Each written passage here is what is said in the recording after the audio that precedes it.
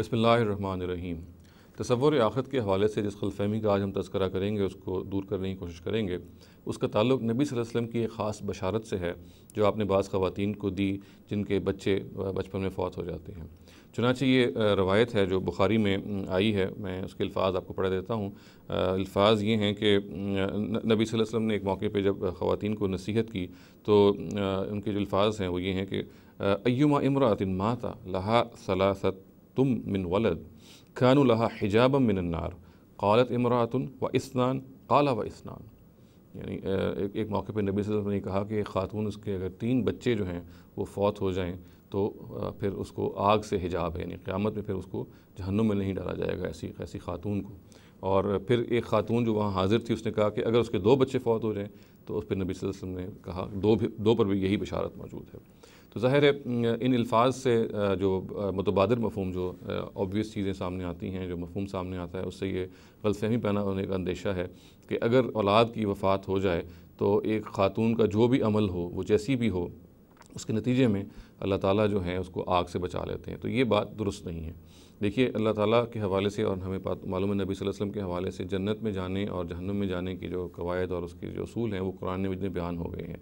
जन्नत में जाने के लिए बुनियादी तौर पे आपका अमल है जो आपको उस तरफ लेके जाएगा। और यहाँ पे भी नबी सल्लल्लाहु अलैहि वसल्लम की बात हमें समझने की ज़रूरत है।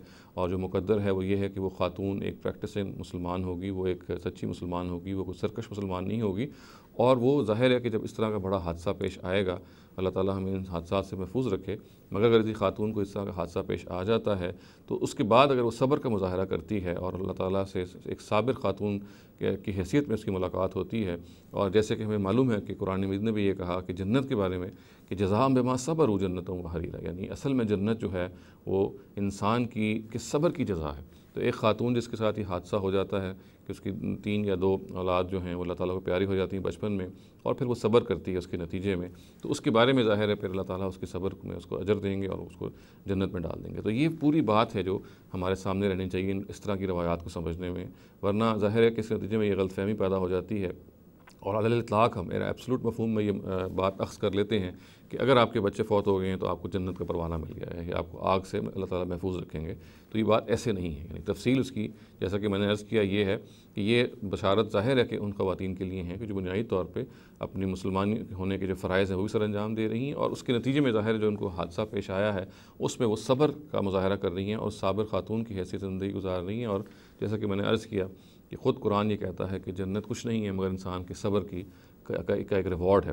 जो सब्र वो दुनिया में मुख्तलिफ़ हालात में करता है, मुख्तलिफ़ मसाइब में करता है, उसका रिवॉर्ड उसको जन्नत की शक्ल में मिलता है। तो इस रवायात को समझने के लिए इन तमाम बातों को समझना ज़रूरी है। अक़ूलु क़ौली हाज़ा वस्तग़फ़िरुल्लाह ली व लकुम व लिसाइरिल मुस्लिमीना वल मुस्लिमात।